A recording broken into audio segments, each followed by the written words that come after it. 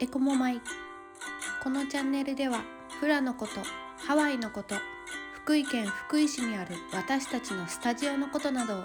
楽しくお伝えしています。ハワイの文化や精神について一人でも多くの方に興味を持っていただけると嬉しいです。国枝先生に聞いてみよう。アロハ、国枝カーヘアオナーラニサカイフラスタジオ酒井国枝です。こんにちは、画面内からアシスタントのトホリです。今日もよろしくお願いします。いよいよ15周年の法池が今週末です。おー、これ動画今週出るんだ。そういうことです。今日は法池について先生にお話ししていただきたいと思います。はい、まず、法池という単語の意味を教えてください。法の王にね、カハコがついて沖縄がついて池って言ったら見るっていうことなんですけど、法池っていうのは見ていただくという意味になります。なので発表会のことをハワイ語で法池と言いますね。はい、先生は毎年法池をされているんですけれども、はい、先生の中で法池を行う理由とか意義っていうのは何かありますか？その1年間の生徒さんの成長を見られる素敵な機会であるし、せっかくねこのスタジオに通っていただいた皆さんのご家族がねどういうふうにフラを踊られているのかっていうのをぜひそれを見ていただきたいって思って始めたんですよね。年々成長がこう見られてきて、ケーキちゃんたちがもうちっちゃい子から素敵なレディーになるこう花開いていく様子っていうのを間近で感じていただけたらなと思って毎年法池をしています。法池を先生が作り上げていくにあたって心がけていることって何かありますか？心がけていることを楽しめるかなっていうことかな。踊ってる人が楽しくって見に来られた方が楽しくって、それがこうエネルギー、マナの交換で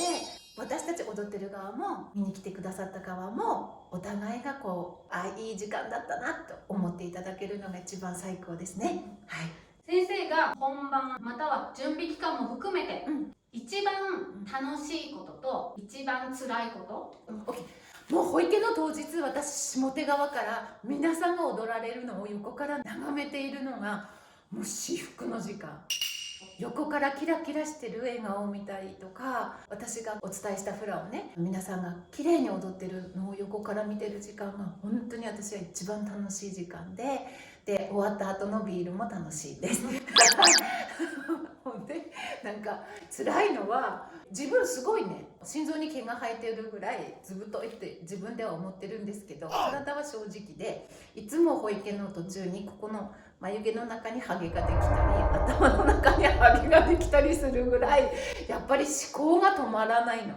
で、一番こう大変なのはタイムスケジュールを決めることがもう私の中ではすごいハードルが高い感じです。それでね全ての保育の進行が決まっていくので、皆さんのせっかくの時間を無駄にしないために私がしっかりこうスケジュール管理ができるといいなというふうにいつも心がけています。これまでの法池で印象的な出来事を教えてください。印象的な出来事これまで14回やった法池の中でそんなもん毎年ありすぎてもでもね今年の理科子の目標は海先生を走らせないことらしいので、そのくらい海先生は毎年保育の時後ろの舞台裏で走りまくってるっていうことなので、それをね私には見せないのよねあんまり。で後から知ることが多いから、保育終わってから何助けられてこの保育成り立ってるやなっていつも毎年感謝するんです今回の保育でお客様に見てほしい見どころなんかをご紹介していただいて、今年はねカヘアラニさんとケアラトリオさんの生バンドを2グループを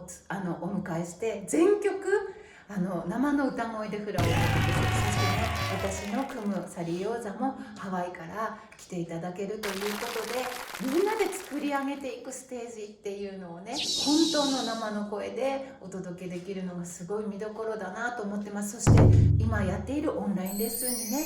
全国から参加してくださってる方たちも来てくださり、たくさんの全国の先生が私のために保育を見に来てくださり、本当にみんなが一体となってできる保育を目指したいなというふうに今思っています。ぜひ一人でも多くの方に見ていただきたいので、はい、福井に来てください。来てください。